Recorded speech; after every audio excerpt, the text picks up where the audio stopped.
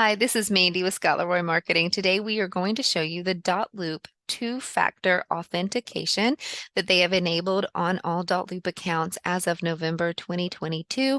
There is not a way currently to disable the two-step or the two-factor at this time. However, we are going to show you today how you maneuver going through the two-factor authentication and also resetting it in case you need to choose a different method, change a phone number that is linked to the account. And so as you see on your screen, we already have Dotloop pulled up here. And we are going to go ahead and click continue. Now we are using a browser that we had not used previously, and so that's why it's asking us for the two-factor authentication. If you are signing in using the same device in the same browser, it will not continue to ask you this. It will remember that.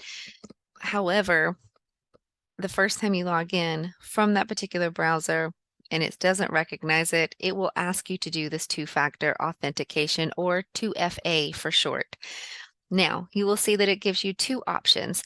You can choose phone number, and if you click here for phone number, I had not set up a phone number before. You set up the phone number going through this two-factor authentication for the first time. Whatever phone number I would enter here, it's going to remember and keep on the back end of the account. And when I would choose this method in the future, it would no longer let me enter a phone number here. It would actually say we are sending a 6-digit code to the phone number ending in, and it would give the last 4 digits of that phone number.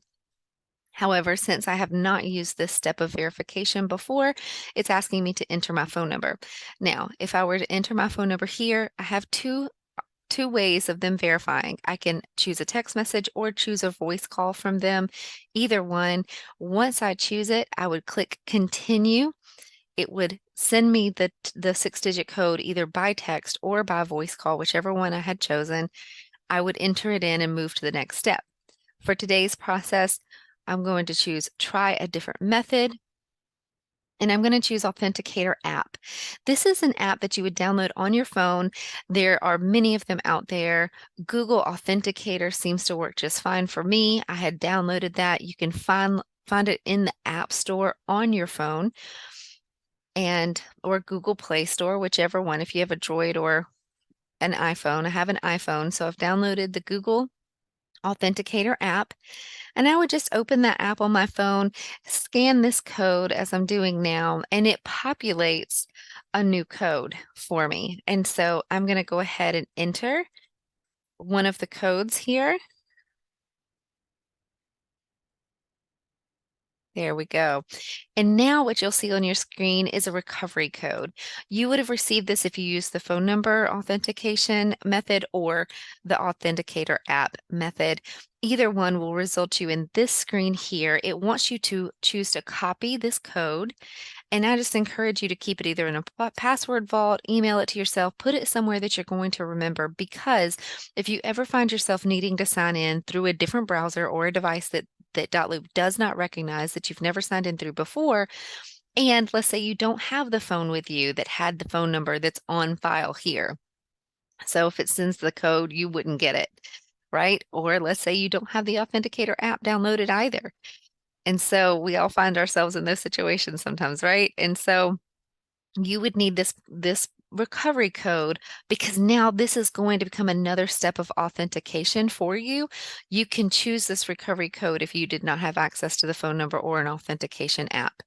So I'm going to choose that I've safely recorded this code and click continue. It's going to continue going into my account now, and I can see this is where I would have loops if I had already started some. By the way, just a side note, because you're Keller Williams, you would also see this blacked out up here, or at least have the Keller Williams logo over here on the left-hand side. So disregard that on ours if it looks a little different. Okay, so I do want to show you how to reset those authentication methods. Let's say you have a new phone number that you need to use and your phone number has changed. Well, you can choose over here on your profile name, choose my account. And when this comes up, you can see a place to put a phone number here.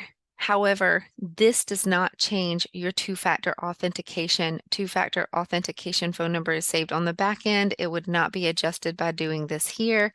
So you want to click Reset Two-Factor Authentication. Excuse me. If you don't see this right here, make sure on the left-hand menu that you've chosen Account Settings. That's what you need to be under to be able to see this little link right here. So we're going to reset the two-factor authentication. I would click that once. It's going to verify, are you sure you want to remove your current methods? If I had an email address saved here, it would say, what about that address?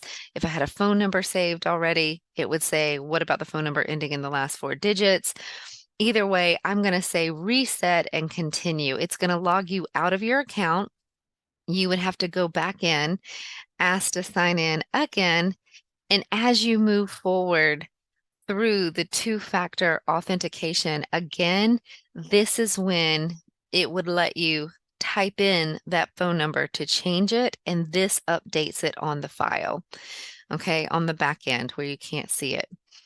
Remember, you can always try another method, choose the authenticator apps, and things like that. If I weren't resetting them, the difference that you would see, and because I had just chosen to reset them again, that's why it's only giving us these 2 options.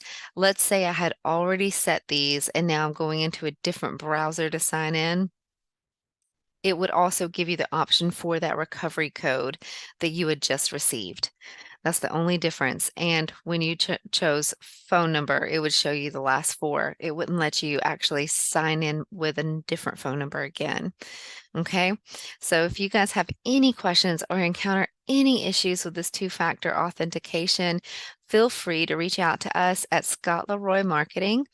You can do that by emailing us at support@scottleroymarketing.com. We look forward to supporting you in your business. Thanks for watching.